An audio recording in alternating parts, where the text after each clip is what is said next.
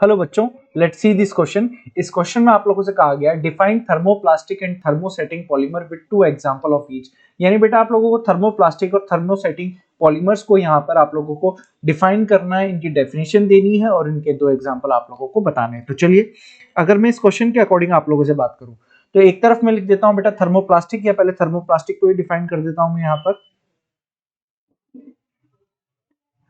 Thermoplastic, तो thermoplastic क्या होता है बेटा आप लोगों के पास, बहुत ध्यान से देखिएगा। थर्मोप्लास्टिक पॉलीमर क्या होते हैं, यहां मैं लिख देता हूं आप लोगों के पास a thermoplastic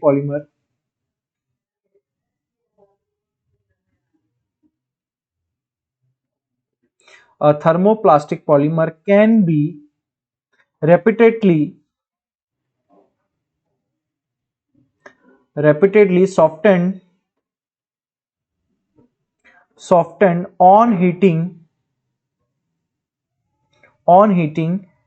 and hardened on cooling।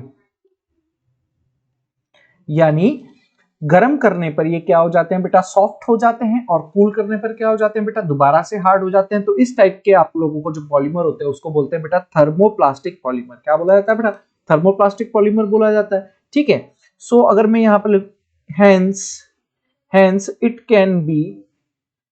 Can be used again and again. यहां पर हम इसको बार बार यूज कर सकते हैं। फॉर एन एग्जाम्पल, अगर मैं यहां पर एग्जाम्पल लू, पॉलीथीन, पॉलीप्रोपीन, ये यहां पर इसके क्या होते हैं बेटा आप लोगों के पास एग्जाम्पल होते हैं। वहीं अगर मैं थर्मोसेटिंग पॉलीमर की बात करूं,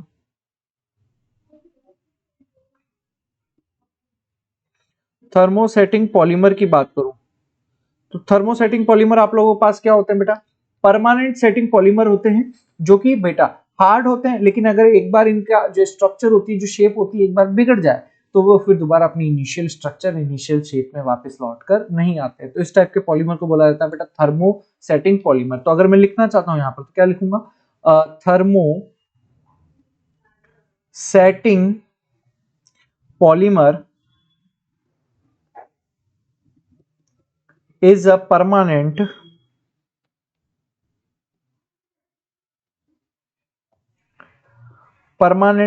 setting polymer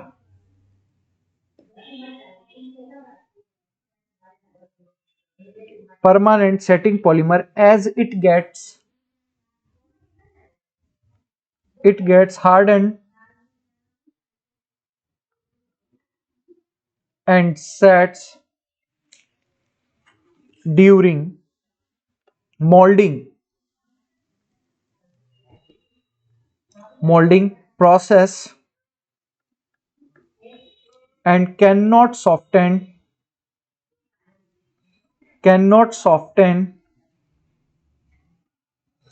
again। इसको क्या बोल दिया जाएगा बेटा आप लोगों के पास, थर्मोसेटिंग पॉलीमर बोला जाएगा। फॉर एन एग्जांपल अगर आप यहां देना चाहते हो तो या तो बेकेलाइट का एग्जांपल दे सकते हो, या यूरिया फॉर्मल्डिहाइड रेजिन। दोनों का यूज हम क्रॉकरी जैसे कुछ यूजेस में हम लोग इसका कर सकते हैं, क्रॉकरी बर्तन टाइप के यूजेस में। ठीक है, तो अगर मैं लिखना चाहूं बेकेलाइट या फिर यूरिया फॉर्मल्डिहाइड